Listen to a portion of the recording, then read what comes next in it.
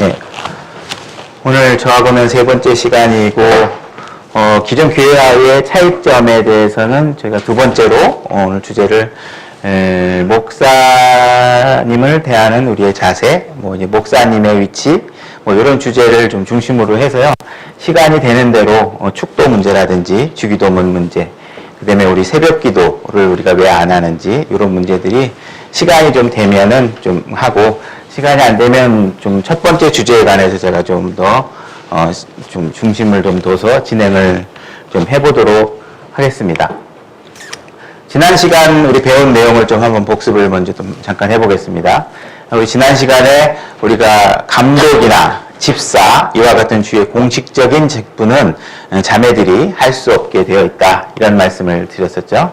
그 다음에 연로한 자매님들은 젊은 자매들을 권면하고 가르칠 수 있도록, 근데 그런 것이 주님의 말씀 사역이라기보다는 가정생활에 관해서 어떻게 남편을 섬기고 어떻게 자녀들을 사랑하고 하는 부분에 관해서 좀 더 권면하고 가르칠 수 있도록 준비하도록 하고, 실질적으로 또 권면도 그렇게 이루어질 수 있도록 권면하고 계신다는 것을 말씀드렸습니다. 그래서 교회에서는 특히 남자 여자가 형제 자매로 섞여 있을 때는 대표기도나 또는 영적인 가르침에 해당하는 그런 내용들은 자매들에게 이제 허락되지 않는다고 그렇게 말씀을 드렸습니다. 그래서 이런 말씀들이 제가 이렇게 말씀을 드리면 어쨌든 커다란 이슈들이 여러분들에게 부담이 느껴진다면 그건 이제 여러분의 생각과 하나님의 생각이 엄청난 간극이 있으면 있을수록 여러분들에게 많은 부담과 도전으로 이렇게 느껴지실 겁니다. 그러면 여러분들의 신앙 자세는 자기 생각을 버리든지 주님의 말씀을 버리든지 둘 중에 하나를 선택하셔야 됩니다. 그 말씀이 절대적으로 맞다면, 그죠? 하나님의 말씀을 문자적으로 받아들일 수 있는 그 부분에 있어서는 적어도 우리가 둘 중에 하나를 선택하셔야지 여러분의 생각을 반 타협하고 하나님의 생각을 반 타협해서 적당히 섞어서 하는 신앙생활은 하나님께서 아주 싫어하십니다. 그래서 여러분들은 그러한 신앙 자세를 갖기 위해서 뭔가 마음의 생각들을 좀 변화시켜야 되는데요. 제가 지난번에 이제 자매들은 조용히 해라, 이런 성경 말씀을 여러분들에게 도전적으로 제시하면 그럼 아무 말도 하지 말라는 건가? 이런 마음에 나름대로 쓴뿌리들이 생기겠죠. 이러한 자세들은 바로 창세기 3장의 일부가 갖고 있던 생각입니다. 그래서 창세기 3장에 보면 하나님께서 동산에 선악과 하나만 제외하고 나머지를 다 풍족하게 먹도록 하나님께서 하셨습니다.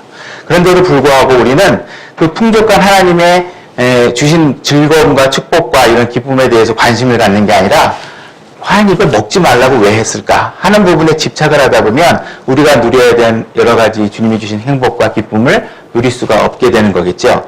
그래서 자매님은 얘기하지 말라, 조용히 해라. 마음에 예를 들어서 형제들에게는 도전이 되는 게 마음에 형제를 미워하면 살인이다. 그러면 내가 마음에 형제들을 미워한 적이 한두 번이 없는데, 한두 번이 아닌데 이게 정말 살인이냐? 이 대답은 다 예스입니다. 살인입니다.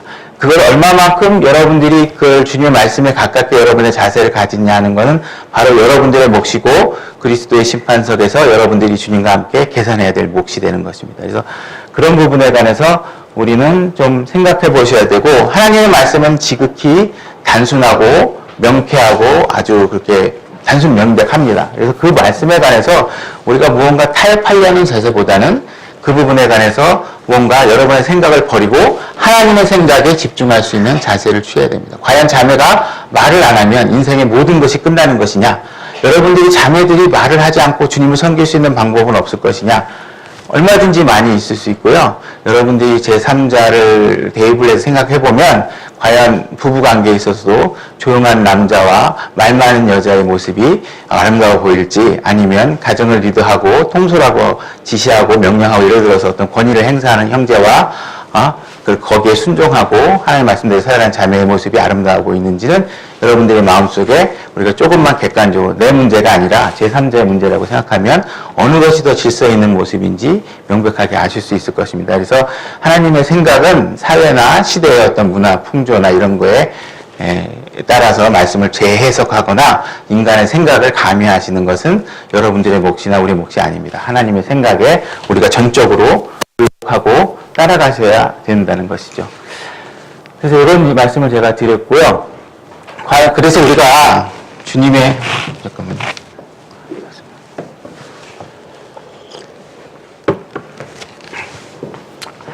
이게, 제가 바꾼 자료하고가 안 맞는데, 이게,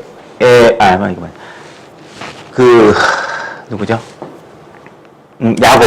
야곱이 이제 그 천사들과 싸우는 장면이 있어요. 그 밤새도록 이제 싸우다가 천사가 도대체 얘가 포기할 줄 모르고 자기의 의지와 생각으로 그냥 이기려고 하니까 하나님께서 어떻게 하셨냐면 그 주의 천사가 그 야곱의 허벅지에 손을 대서 움푹 파이게 해가지고 다리를 쩔뚝거리게 만듭니다. 그래서 그거에 관한 성경 구절인데요. 그가 분우회를 지나갈 때에 그의 위로 해가 솟았고 그는 넓적다리로 인해 쩔뚝거리며 걸었더라. 이런 말씀이 있습니다. 여기서 쩔뚝거리며라는 단어가 영어로 헬트 어펀이라는 단어에서 헬트라는 단어를 썼는데 보통 우리가 쩔뚝거리며 간다는 단어는 네임이라는 단어가 있어요. 그래서 이거는 이제 이렇게 쩔뚝거리면서 이제 우리 가는 모습인데 이 헬트라는 단어는 사실 가는데 이 진행하고 있는 거에 초점이 있는 단어가 아니고요. 이 멈춰선다는 데 의미가 있는 단어입니다. 이렇게 쩔뚝거리고 우리가 멈추는 거죠. 그래서 이 단어가 신약에서 또 한 번 쓰였는데 만일 내 발이 너를 실족하게 하거든 그것을 찍어 내버리라. 쩔뚝거리며 생명에 들어가는 것이 두 발을 가지고 지옥에 곧 결코 꺼지지 않는 불 속에 던져지는 것보다 내게 더 나으리라. 이렇게 말씀하셨죠.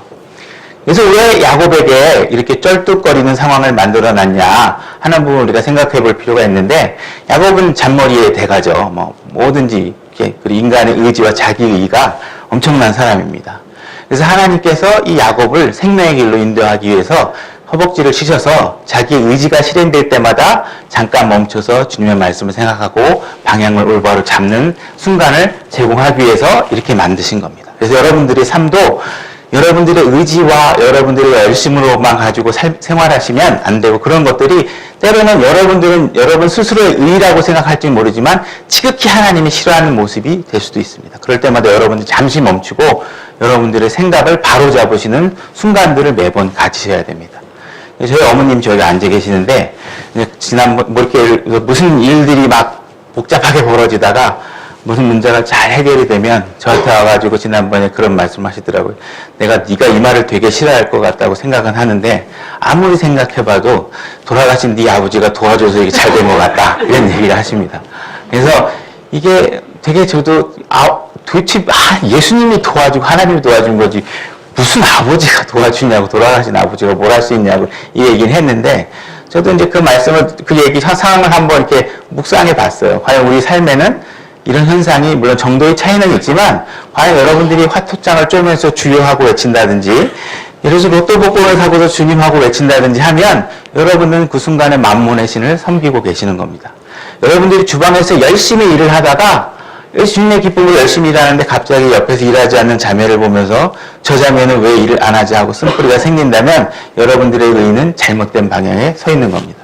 그래서 여러분들은 하고 계시는 일 자체에 주님과의 교제와 섬기는 일 자체의 기쁨을 느끼시면 되는 거고 다른 사람에 대해서 비판의 눈을 가지시는 것은 주님께서 기뻐하는 길이 아니시겠죠. 그래서 여러분들이 하고 있는 것들이 때로는 무작정 달려가시기보다는 잠깐 하나님께서 그 일에 뭔가 브레이크를 거시거나 멈추게 하신다면 잠시 서서 여러분들이 주님 말씀 위에 곧바로 서 있는지 생각을 해보셔야 됩니다.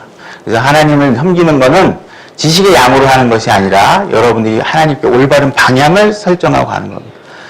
주님, 여기 사역하시는 목사님이나 이런 사람들보다 여러분들이 말씀을 더 잘할 수 없죠. 그래서 여러분들이 우리가 저녁에 전날 도라지가 갑자기 몸에 좋다 그러면 다음날 도라지가 동이 나고 어송초가 머리에 좋다 그러면 어송초가 동이 나고 하듯이 지난번에 이제 사무엘김 목사님 오셔갖고 하루에 30장씩 읽으면 좋다고 그러면 여러분들은 갑자기 30장이라는 숫자가 여러분 머릿속에 꽉 바뀌면서 마치 하루에 30장 꼭 읽어야만 될 것처럼 여러분들이 생각을 하십니다. 이런 것들이 취지나 방향이나 사무엘김 목사님은 사역을 하시는 분이 하루에 30장 읽을 수 10배 계세요. 근데 여러분들이 직장생활 하시다 보면 예를 들어서 주의 그 직장 상사도 다 주의 권위로 하나님께서 허락하신 권위인데 그분이 예를 들어 야근을 명령하면 여러분들은 충성되게 그 일을 야근을 하셔야 되는데 30장 못 읽었다 그래서 죄책감을 느끼시거나 하실 필요는 없다는 거죠. 그래서 여러분들이 하실 수 있는 방향에서 최선을 다해서 여러분들이 방향이 올바로 가는 게 중요한 거지 30장을 안 느끼면 안 읽으면 죄책감을 느낀다든지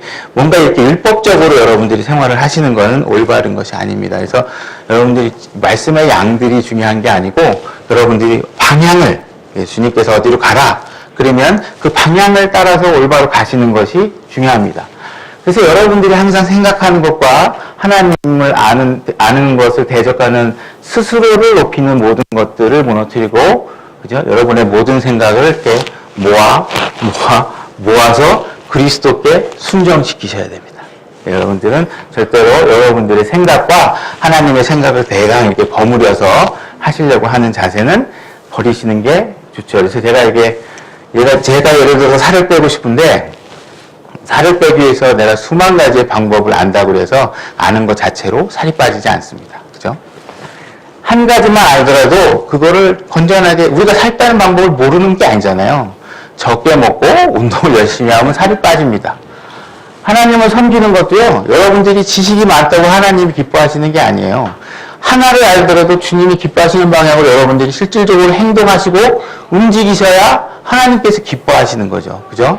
그래서 여러분들이 지식의 양을 많으면 하나님께서 더 많은 것을 요구하실 텐데 그런 거에 대한 두려움도 가지셔야 되고 하나를 알더라도 그것이 여러분들의 삶을 실질적으로 변화시키는데 작용할 수 있도록 여러분들이 묵상하고 여러분들이 움직이셔야 됩니다. 하나님의 말씀이 여러분들에게 능력 있게, 충격 있게, 여러분 자신을 깨지게 다가오지 않는다면 여러분의 자세는 지금 뭔가 잘못되어 있는 것이죠. 그래서 여러분들이 그러한 부분을 생각해 보셔야 됩니다.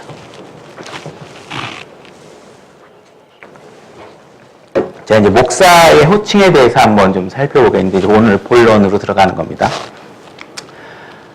우리가 목사라는 호칭은요, 직분에 관한 이제 호칭이에요. 그래서 여러분들이 목사님이라는 거는 구원과는 상관없는 그 호칭이 됩니다. 그래서 여러분들이 뭐 주변에 신천지 교회 다니는 목사님이 계시면 그분도 목사님에게 여러분들이 불러줘야 됩니다. 그죠?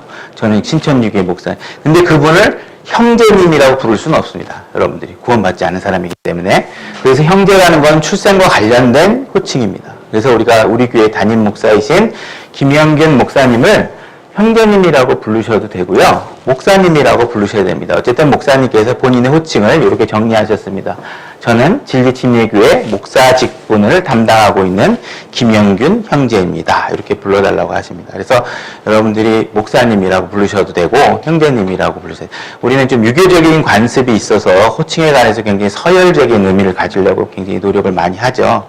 그래서 여러분들이 형제님이라고 부르면 혹시 혼나지 않을까 이렇게 생각을 하지만 여러분들이 그분 형제님이라고 불러도 전혀 여러분들에게 위해를 가하거나 뭐 물거나 이렇게 하지 않습니다. 그래서 여러분들이 필요하면 형제님이라고 부르셔도 되고요. 뭐 여러 사람 앞에 소개를 하려면 목사님의 위치가 필요하니까 우리 교회 목사님입니다 이렇게 얘기하고 뭐 전화통화상에는 형제님이라고 부르셔도 되고 목사님이라고. 근데 저도 어쨌든 목사님이라고 자꾸 부르게 됩니다. 이거는 어쩔 수 없는 것 같아요. 근데 이제 중요한 문제는 이제 다음 문제 이 사모라는 호칭인데요.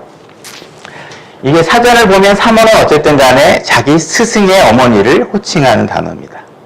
그래서 이 사모라는 단어는 성경에 나오지도 않는 단어입니다. 그래서 예를 들어서 이 사모가 만약에 목사님의 부인이 정말 자기 스승의 부인이어서 내가 사모라고 부른다면 별 문제가 없겠죠. 그렇지만 만약에 목사님의 부인이기 때문에 사모가 되고 일반 다른 사람들은 자매가 되고 나보다 못하면 아줌마고 이렇게 서열을 나누는 듯한 의미에서 만약에 이 호칭이 나온 거라면 하나님께서 기뻐하지 않으신다는 겁니다. 왜냐하면 사람을 높이는 일은 하나님께 보시기에는 항상 가증한 일이라고 말씀하고 계시기 때문에 그렇습니다. 그래서 여러분들이 자매라고 이렇게 호칭을 하시는 것이 가장 적절하고요.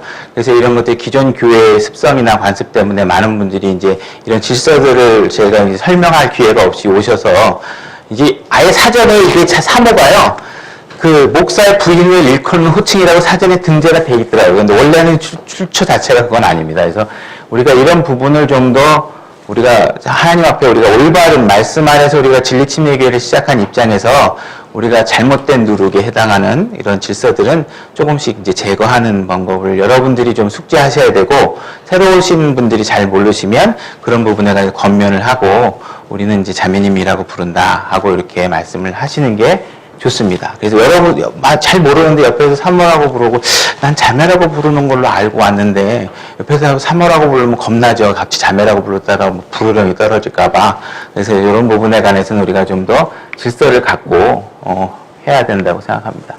이 목사의 자세에 관해서 이제 우리 서신서라든지 이런 걸 통해서 좀 어떤 자세를 가지고 우리가 목사님이 사역을 하고 있는지 이런 부분들을 좀 살펴볼 건데, 제가 이게 고린도후서 1장 24절에 보면 사도 바울이 우리는 너희의 믿음을 지배하는 자가 되려 하지 아니하고 오직 너희의 기쁨을 돕는 자가 되려 하나니 너희는 믿음으로 서느니라, 이렇게 되어 있죠. 그래서 사역을 하는 이 목회자는 여러분들보다 더 우월한 위치에 수직적인 부분에 있는 것이 아니고요, 여러분들을 지배하는 위치에 있지 않습니다. 여러분들은 양떼를 돌보듯이 여러분들의 주인은 오직 예수 그리스도이시고 하나님이십니다. 그래서 여러분들의 혼의 감독이신 예수 그리스도께 올바로 인도하기 위해서 여러분들을 말씀으로 목양하는 겁니다. 말씀으로 여러분들을 가르쳐주는 자비입니다. 직업이에요. 자기. 그래서 무슨 사역을 하는 거는 뭐 특별해서 더 뭐 존중해야 되고 떡볶이 장사하는 거는 하찮은 일이라 무시해도 되고 이런 게 아닙니다. 단지 우리가 사역을 하시는 분들은 하나님 말씀을 다루는 분이기 때문에 우리가 좀 더 2배 이상 존경해야 된다고 하나님 말씀의 권위를 위해서 이렇게 권면하고 있지만, 어쨌든 신분적으로 우리가 위아래를 나누는 모습은 하나님께서 지극히 싫어하시는 모습입니다. 그래서 이 사역자가 어떻게 지배를 하는 부분은 아니고요. 베드로전서에도 마찬가지로 너희 가운데 있는 하나님의 양떼를 먹이고 감독하되 억지로 하지 말고, 그죠? 억지로 하지 말고 자진해서 하며 더러운 이익을 위해서 하지 말고 오직 준비된 마음으로 하라. 이렇게 억지로 스스로 자원하는 마음으로 사역자들은 이런 감독의 위치에 이제 임하셔야 되고, 어쨌든 뭐 어떤 특별한 대우를 받거나 이렇게 하시려고 하는 자세는 바람직하지 않습니다. 스스로 말씀의 교리나 이런 걸 충분히 준비해서 성도들이 궁금해하는 교리적 질서에 올바로 답변할 수 있도록 말씀을 준비하시면 되는 거겠죠. 그래서 그렇게 권면하고 있고요. 그래서 하나님의 상속 백성이 주인처럼 군림하지 말라고 되어 있죠. 그래서 이렇게 목사를 우리는 좀 이렇게 특별하게 이제 유교적 사상이 있다 보니까 선생님 이렇게 하면 좀 이렇게 특별한 대우를 하려고 하는 부분들이 있어요. 그래서 미국 사람들은 그냥 브라더 형제라고 다 목사들을 이렇게 호칭을 하죠. 아주 수평적인 관계를 유지하고 있습니다. 그래서 하나님께서 분명히 사람들 가운데, 누가복음 16장 15절, 사람들 가운데 높이 평가받는 것은 하나님 보시기에 가증한 것이니라, 이렇게 말씀하고 있습니다. 그래서 이렇게 사람들 앞에 높여지는 것, 여러분들이 그 사역자를 높이시잖아요. 높이시면 여러분도 그 사역자의 교만에 동참하시는 거나 마찬가지입니다.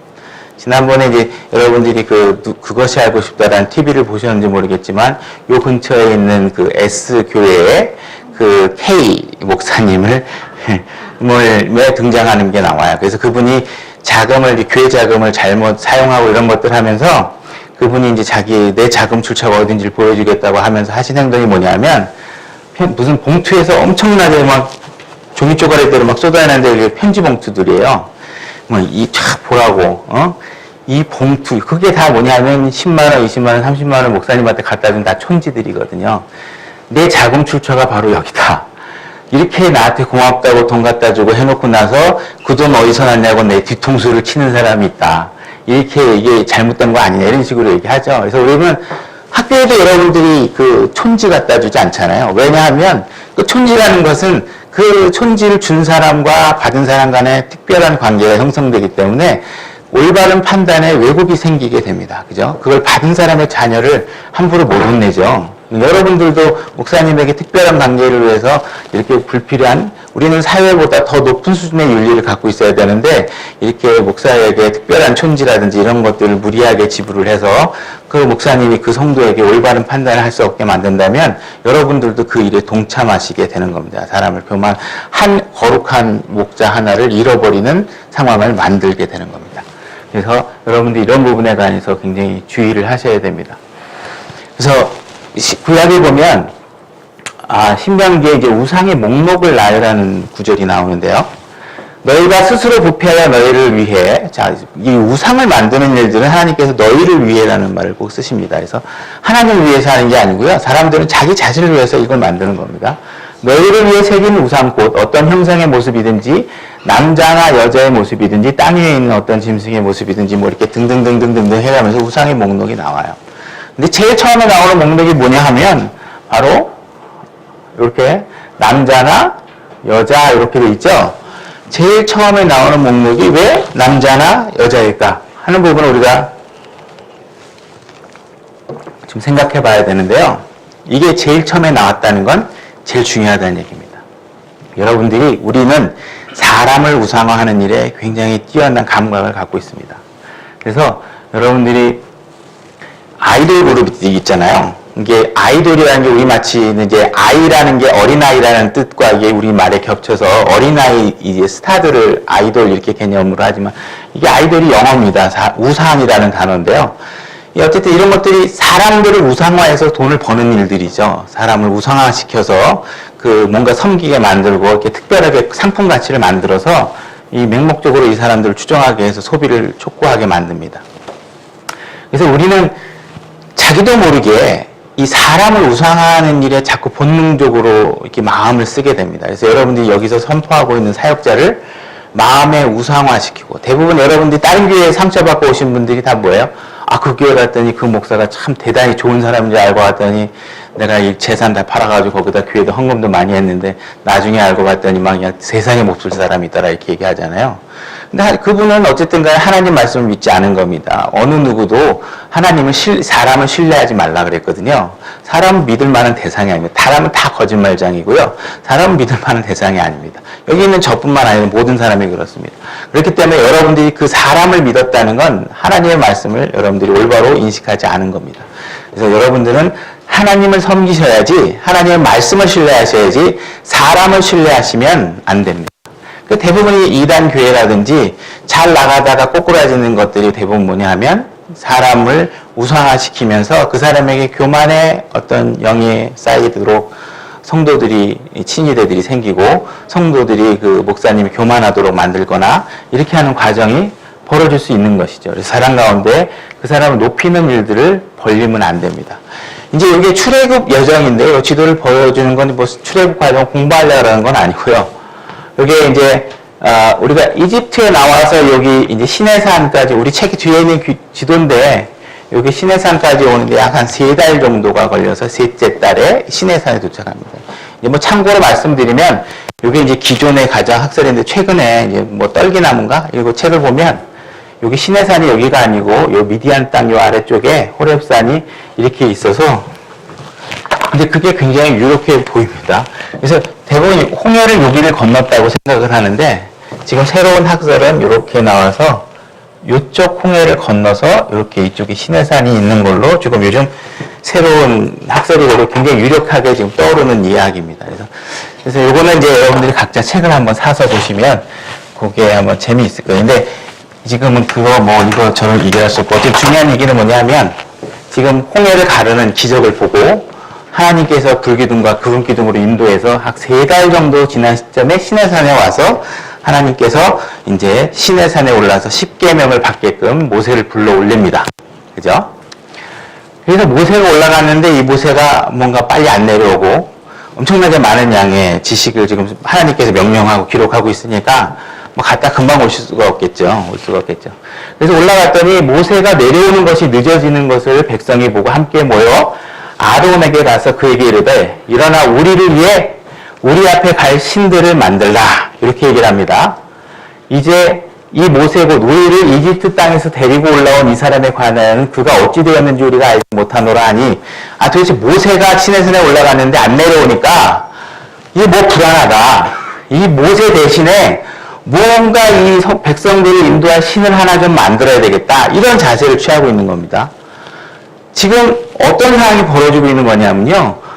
모세가 분명히 하나님께서 여러분들을 인도하고 있습니다. 구름기둥으로 불기둥으로 여러분들을 홍해를 가르는 기적도 받고 이걸 봤는데 이 사람들은 하나님에 대해서 얘기하고 있지만 이 사람은 모세만을 자꾸 보고 있는 겁니다. 모세가 휘두르니까 바다가 갈라지고 이렇게 보니까 이 사람 이 백성들의 머릿속에는 지금 모세가 우상화되어 있을 가능성이 굉장히 높습니다. 그래서 모세가 없어지니까 신이 없어졌다고 생각을 하는 거예요. 그죠? 만약에 여러분들이 여기 당단에 서 있는 각자 자기 교회 목사가 없어졌을 때 인간적인 슬픔은 있었지만 갑자기 신이 사라진 것처럼 느낀다면 여러분들의 마음속의 사역자는 하나님의 대언자가 아니라 하나님으로, 신으로 섬기고 있는 거겠죠. 그래서 그런 부분에 관해서 지금 구약시대에 일어나고 있는 거예요. 그래서 그들이, 그러니까 아론에게 이제 그 백성들에게 이제 귀걸이, 금 귀걸이 같은 거 액세서리를 모아가지고 이걸 하는 겁니다. 송아지를 부어 만들어가지고 이것을 모양을 만들어서 내가지고 이것들이 너희를 이집트 땅에서 데리고 올라온 내 신들이니라 이렇게 얘기를 합니다. 그죠? 그래서 우리가 분명히 이들은 하나님이 하신 기적을 본 지 얼마 되지 않은 사람들이에요. 3개월 사이니까, 그죠? 이집트 땅에서 노예로 생활하다가 이 사람들을 지금 백성으로, 하나님의 백성으로 세우기 위해서 인도해 가고 있는데 지금 이 사람들은 하나님이 누군지 지금 헷갈리고 있는 거예요. 눈에 보이는 모세가 하나님이라고 하고 있는 거죠. 그래서 이런 부분들은 우리들이 오늘날에도 굉장히 잘못할 수 있고 실수할 수 있는 부분들이 되는 겁니다. 눈에 보이는 여기는 말씀을 선포하는 사람은 하나님이 도구로 쓰임받는 사람이에요. 그죠? 하나님이 도구로 쓰시고 그분을 통해서 여러분들 말씀을 선포하는 거지 여기 있는 분이 하나님이 아닙니다. 그죠? 저도 마찬가지고 제가 말씀을 선포하는 순간 하나님의 도구로 사용되고 있고 그런 도구로 사용되는 것에 대해서 하나님한테 감사하고 있지만 이런 것 때문에 여러분들에게 무언가 높임을 받거나 여러분들의 상상 속에 뭔가 다른 사람보다 우월하게 느끼게 만들거나 여러분들이 느끼거나 그렇게 만들도록 저를 만들거나 여기 사역자를 만드시면 한 사람을 올바른 사역자를 망가뜨리는 일에 여러분들이 동참을 하시게 되는 겁니다. 그래서 이런 부분들을 굉장히 조심하셔야 됩니다. 그래서 우리가 이제 사역자, 목사나 이런 사람들에 관해서 우리가 섬길 때 이제 걸림돌이 되거나 이렇게 좀 잘못 인용되고 있는 구절이 있는데 이게 디모데전서 5장 17절에 보면 잘 다스리는 장로들을 2배나 존경할 절에 여기되 특별히 말씀과 교리로 수고하는 자들에게 그리할지니라 이렇게 돼 있죠. 그래서 이런 말씀을 보면서 2배나 존경하라 이 말씀을 가지고 우리가 이거를 객관적으로 딱 문장을 받아들이지 않고 마음속에 어떤 생각하냐면 여러분들은 2배나 뭔가 물질을 갖다 줘야 된다 이렇게 생각을 하십니다. 물질이 포함될 수도 있어요. 그렇지만 여기는 존경한다라는 말이 영어가 이제 honor라는 단어인데 이게 그 공경하다 뭐 이런 뜻이 사용된 단어이기도 합니다. 그러니까 마음속으로 어른을 공경하듯이 공경하라는 거예요. 특히 말씀을 준비하는 가르치는 사람은 하나님의 말씀을 선포하기 때문에 여러분들을 바로잡고 진리로 바로 인도해야 되기 때문에 그 말씀의 권위를 다루고 있기 때문에 여러분들이 2배 이상을 존경하라고 말씀하고 있는 겁니다. 자, 2배라는 거는 어딘가 1배가 있어야 되겠죠. 그죠?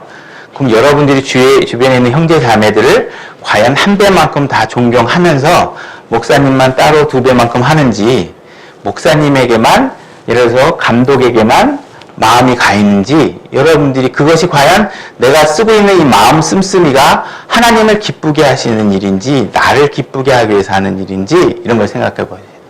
그러니까 학교에서 학부모들이 선생님한테 촌지를 갖다 주거나 무엇을 할 때 과연 이게 자녀 교육, 학교 공교육 유익을 위해서 갖다 주는지 자기의 자식과 자기를 위해서 갖다 주는지 생각해 보면 우리가 교회에서는 그것보다 더 높은 수준의 우리 윤리의식을 가지고 교회가 유지돼야 하나님을 만나는 그날까지 건전하게 교회가 유지될 수 있습니다. 그래서 여러분들이 그런 일들에 같이 동참을 해주셔야 됩니다. 사람은 다 거짓말이 여러분들이 서로가 경계하고 말씀으로 깨어있지 않으면 잘 준비된 사역자 한 사람이 넘어질 수도 있습니다. 그래서 여러분들이 주의하셔야 되고 예수님께서는 오히려 그것과 반대대로 왕이 그들에게 대답하여 이르되 진실로 내가 너희에게 이르노니 너희가 이들 내 형제들 중에서 가장 작은 자 하나에게 그것을 하였은즉 내게 하였느니라.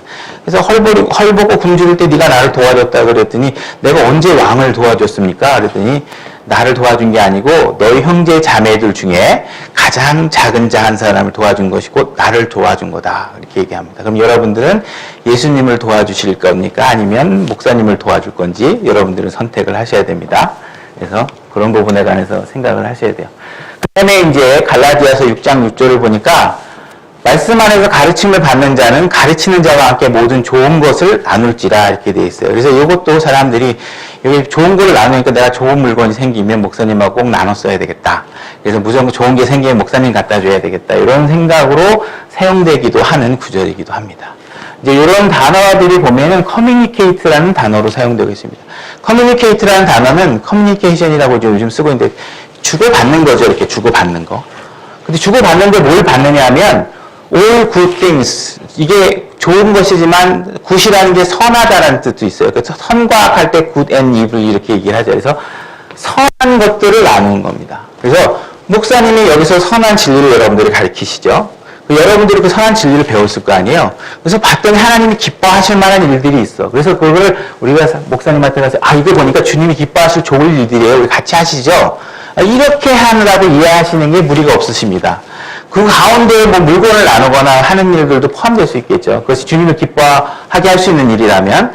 그러나 이것이 물질로 자꾸 환정돼서 자꾸 우리가 뭐 어떤 높은 사람에게 뭔가 갖다 바치려고 하는 듯한 자세를 가지면 여러분도 한 사람을 무너뜨리는 일에 자꾸 동참하는 일들이 되게 되는 겁니다. 그래서 여러분들이 좋은 것을 나누라 하는 것은 여러분들이 진리의 말씀대로 배운 거지. 누군가 저기서 어려운 형제 자매가 있고 그래서 우리가 이거 도와야 됩니다. 구제해야 됩니다. 하는 일이 있다면 목사님과 함께 그 일을 나눠서 우리 같이 그런 선행을 합시다 라고 한다든지 해야죠.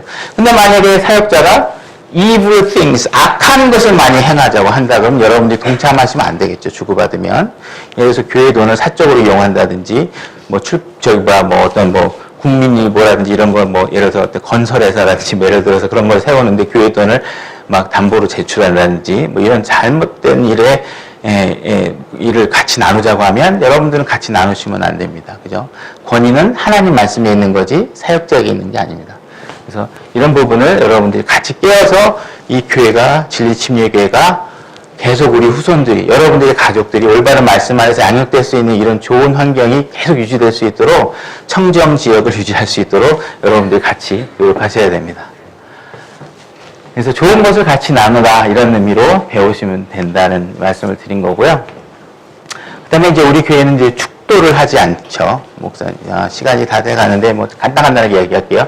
축도를 하지 않는데요. 이 축도가 고린도서 13장 14절 이제 마지막에 이제 추신에 해당하는 구절을 이제 교회마다 변형을 해서 얘기를 해요. 그래서 이 축도가 문제가 되는 건 이제 예배 순서에 이걸 하나 절차를 집어넣고 그다음에 예수 그리스도의 은혜와 하나님의 사랑과 성령님의 교통하신 너희와 모두 함께 하노라 아멘 하면서 이제 축원하노라 이런 식의 문장으로 끝말을 바꿔가지고 마치 목사가 이게 손끝에서 에너지가 나가서 여러분들에게 축복을 주는 것처럼 이렇게 축도 기도를 하는데 이렇게 목사만 무슨 특별하게 축도권을 갖고 있다라는 건 굉장히 사악한 교리입니다.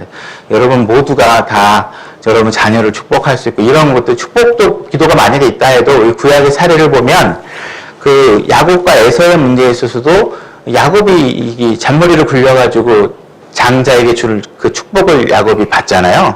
그래서 에서가 그 화가 나가지고 나도 축복해달라고 막 쫄라대죠. 그러니까 축복을 받았습니까? 못 받았습니까? 못 받죠. 한 번밖에 못하기 때문에 못한다는 거예요. 이 축복과 매주 교회 할 때마다 이렇게 막 쏴줄 수 있는 게 없다는 거죠. 그죠? 그래서 이런 부분들을 우리가 이거는 단지 서신서의 마지막에 우리가 사랑하는 형제 자매들에게 너희들이 항상 행복하길 원한다. 이런 추신에 해당하는 겁니다. 그래서 서신서도 끝머리마다 약간 비슷하게 다르게 이렇게 이제 서신들의 추신들이 있어요. 그래서 이런 부분을 그렇게 잘못 인용하는 것은 올바르지 않다는 거고요. 그렇게 막 축복권이 있다는 것은 잘못된 거고, 그건 마치 우리가 제사장의 직분으로 목사를 만들어서 옛날에는 우리가 성막이나 이런 데 직접 못 들어가니까 제사장을 통해서 이렇게 하나님을 만날 수 있고 하잖아요. 그래서 그런 게 아니고 여러분들은 다 하나님께 다 직통으로 다 만나실 수 있습니다. 그래서 평신도와 이렇게 성직자를 구분하는 듯한 행위들은 올바른 것이 아니죠. 그래서 오직 하나님과 우리 사이의 중재자는 예수 그리스도 한 분밖에 안 계십니다. 그 위에 어떤 사람이 인간이 하나님과 다른 인간 사이의 중재자로 역할을 할 수가 없습니다. 그래서 우리가 십자가의 형상이 이렇게 없는데요. 하나님은 이 십자가가 여러분들이 이제 드라마 이렇게 드라큘라 같은 거 보면 십자가 보면 막 드라큘라가 무서워서 도망가고 그런 거 보잖아요. 그래서 이게 십자가 과연 이런 무슨 능력이 있느냐? 여러분들을 뭘 보호를 해주느냐, 십자가 자체가 우리를 구원해 주었느냐 하는 질문에 여러분들이 대답을 한번 해보실 필요가 있는 거죠. 십자가에서 일어난 사건이 중요한 거지 십자가 자체가 무슨 의미가 있는 건 아닙니다. 십자가는 사용 도구입니다. 그리고 저주의 상징이고, 그죠? 그래서 이거 죄와 형벌의 상징이기 때문에 십자가 자체가 무슨 우리가 구원을 받은 게 아니에요. 그 당시에 사용 도구가 십자가 형태로 사용이 이루어진 겁니다.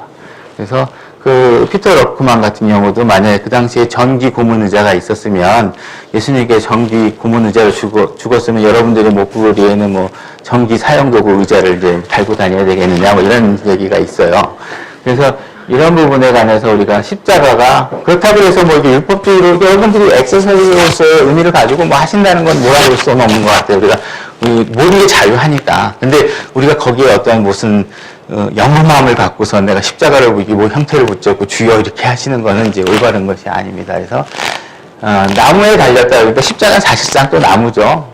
근데 금으로 되어 있는 걸 또 하고 다니시죠. 그래서 그래서 이게 구원을 받은 건 십자가 때문이 아니고 십자가에서 일어난 예수님의 우리를 위해서 돌아가신 십자가 사건 때문에 우리가 구원을 받으신 겁니다. 그래서 여러분들이 인간에게서 나오는 이미지나 이런 것들은 하나도 쓸모있는 게 없습니다. 그래서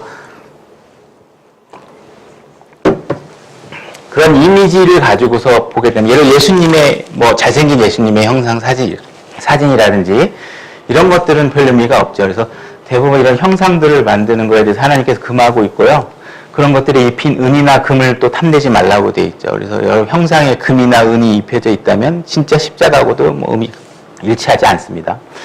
그래서 여러분들이 이렇게 형상 속에다 하나님을 가둬놓게 된다는 건 뭔가 내가 하나님을 이쪽 주머니에 넣었다 저쪽 주머니에 넣었다 이렇게 좀 뭔가 죄를 짓고 싶으면 저 안방에다 약간 숨겨놨다 이렇게 하는 식으로 사용할 수 있는 게 아니죠. 그렇다는 건 잃어버릴 수 있는 신을 여러분들이 섬기는 건데 이 잃어버린 신에 관해서는 우리가 그 야곱과 라반의 어떤 사건 내용에서 그 야곱이 라반 삼촌에게 이제 한참 이제 노력을 하고 이제 부인들하고 이제 도망가기 위해서 도망갈 때 이제 라반이 어떻게 잠깐 양털을 깎을 때 라헬이라는 부인이 아버지 소유인 형상을 훔쳐서 가지고 나갑니다. 그래서 이제 뒤늦게 알고서 막 쫓아와가지고 그 야곱의 가족들을 붙들어가지고 뭐라 그러냐면 네가 내 신을 훔쳤느냐 이렇게 얘기합니다. 그러니까 그 형상이 라반에게는 신이죠. 그죠? 그래서 그 신을 훔쳤느냐. 결국은 이 사람은 도둑맞을 신을 섬기고 있는 거겠죠. 그래서 여러분들은 도둑맞을 신을 섬기고 있는 게 아닙니다. 왜냐하면 예수 그리스도가 여러분 안에 계시기 때문에 누가 훔쳐갈 수 있는 형태로 존재하지 않습니다. 그래서 여러분들이 어떤 사물에다가 어떤 이미지를 매핑을 해서 신처럼 생각한다는 것은 잘못된 것이죠. 그래서 이런 잘못된 것은 어떤 상황에서 알아볼 수 있냐면 예수님께서 부활을 하셔가지고 베드로를 찾아왔는데 이 베드로가 못 알아봅니다. 제자들이. 못 알아보니까 이제 예수님이 자 오른쪽에다가 저 그물망을 좀 내려봐라. 그래서 그러니까 그물망에 딱 내려가지고 물고기를 가득 딱 잡으니까 주를 사랑하시던 제자 그 요한이겠죠. 예수님께서 사랑하시던 제자니까 요한이 그분이 행하신 일을 보고 저분이 예수님이다 하고 알려줍니다. 그러니까 베드로가 그제서야 이 사람이 그분이 부활하신 예수님이구나 하고서 막 뛰어나와서 예수님을 부둥켜 안고 이렇게 딸려갑니다. 그러니까 여러분들은 예수님이 어떤 분인지는 형상을 갖고 아셔야 되는 게 아니고요. 그분이 어떤 일을 하시는 분인가를 아시고 믿으셔야 됩니다. 그래야 나중에 예수님께 오셔서 그분이 행하는 말씀과 권위와 행동을 보고 그분인지 알겠죠. 저희 와이프는 제가 어디 여행 갔다가 오면 제가 막 어질러 놓으면 얘기합니다. 드디어 여보가 왔군요. 이렇게 내가 하는 행동을 보면 드디어 우리 남편이 왔구나. 막 어질러 놓으니까 그분이 행하는 모습을 보고 누군지를 아는 거죠. 그래서 이렇게 여러분들 여기까지 시간이 돼서 여기서 마치겠습니다. 그래서 이렇게 우리가 목사의 호칭이라든지 기존 교회 차이점 여기까지 마치고요. 다음 주에 이제 목사님이 이제 해외로 이제 영국에 가시죠. 알고 계시는지 모르겠지만. 그래서 그때 제가 오전 성경 공부반을 좀 땡겨서 한 번 더 하게 될 것 같고요. 그래서 그때부터는 이제 이런 내용들은 이제 다 생략하고 이제 세대적 경륜에 관해서 하나님의 경륜에 관해서 이제 진도를 나가보도록 하겠습니다. 수고하셨습니다. 네.